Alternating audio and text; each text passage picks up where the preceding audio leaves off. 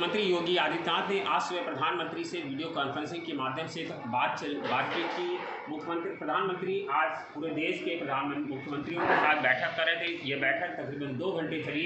इस बैठक में प्रधानमंत्री ने कई सारे निर्देश राज्यों को दिए हैं। इसी राज्यों के निर्देश के तहत मुख्यमंत्री ने टीम 11 के साथ प्रधानमंत्री के साथ बैठक करने के बाद टीम 11 के साथ बैठक की।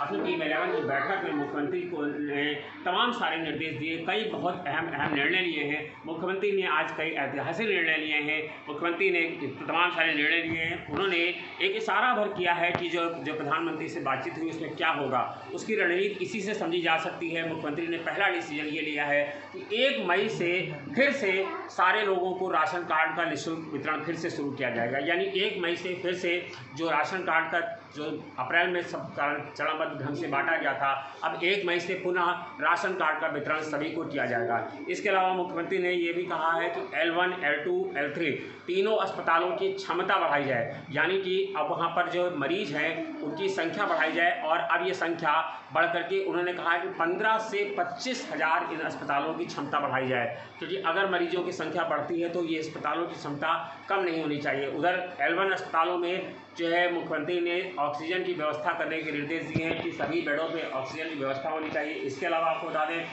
दूसरा बहुत अहम निर्णय ये लिया है उन्होंने कि हरियाणा से जो मज़दूर आए थे उनका कल जो है 2222 मज़दूर आए थे, आज 9228 आए। कुल मिला के 12222 मज़दूर अब तक हरियाणा से आ चुके हैं।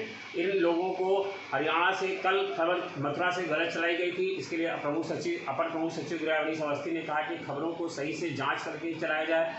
सभी लोगों को जो कल बसें लेके आई थी, कल जो बसें लाई थी उनको सहारनपुर में, शामली में, बागपत में और मथुरा में और बुलंदशहर में इन बसों को लाया गया, जहां पर 9,992 लोग बसों से लाए गए। आज इन लोगों को सभी को इनके ज़िलों में भेज दिया गया है। हालांकि वहां पर भी इन्हें क्वारंटाइन सेंटर में ही रखा जाएगा और इन लोगों को जब वहाँ से लाया गया तो क्वारंटाइन से जांच करके लाया गया। अब जब जिला अस्पतालों में भेजा क्वारंटाइन सेंटर भेजा गया है तो वहाँ भी क्वारंटाइन किया गया, इनको जो है जांच की गई है। अब इन लोगों को 14 दिन क्वारंटाइन सेंटर में रखा जाए, उसके बाद इनको घरों पे भेजा जाएगा।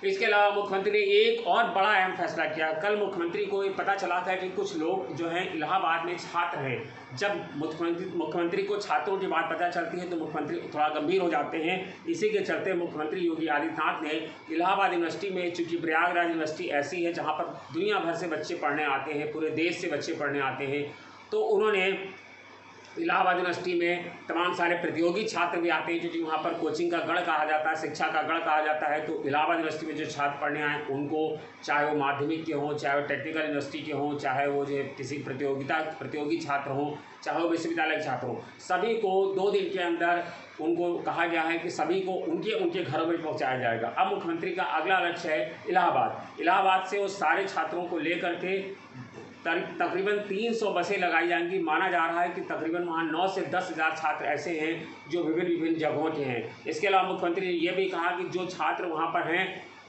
और अगर वो किसी दूसरे सूबे के भी हैं यानी दूसरे राज्य के भी हैं तो उनको भी उनके घरों में भेज दिया जाएगा। इनकी संख्या तकरीबन बताया जा रहा है 9 से 10 हज़ार के आसपास है।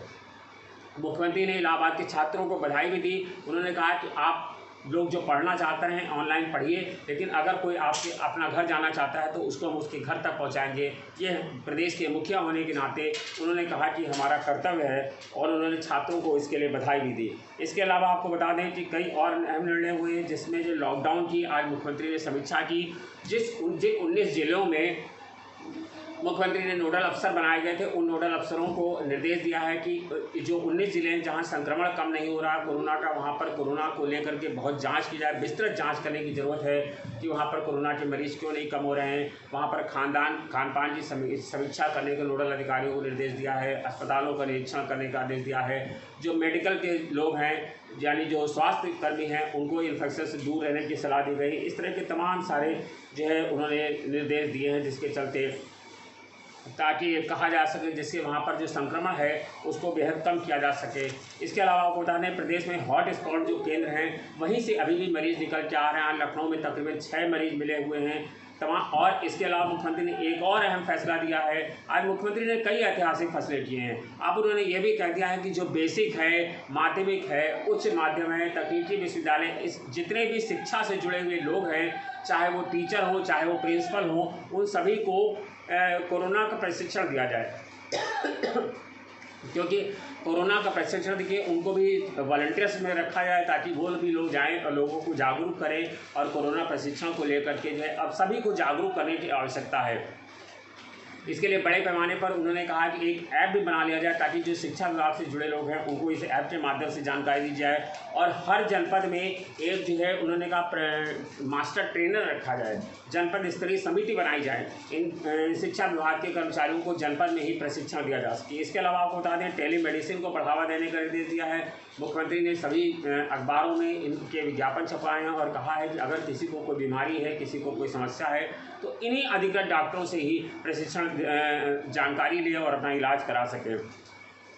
इसके अलावा आपको बता दें मुख्यमंत्री के निर्देश पर ही आज से एक समिति बनाई गई है जिसमें WHO के लोग, जिसमें जो है WHO के फूल है, IMA है, इंडियन मेडिकल एसोसिएशन के लोग हैं, और निजी अस्पताल के लोग हैं, और स्वास्थ्य विभाग के लोग हैं, CMOs हैं, कई अधिकारी, बिल गेट्स फाउंडेशन के लोग हैं। इन सबको रखा गया है। हर जनपद में एक समिति बनाई गई है।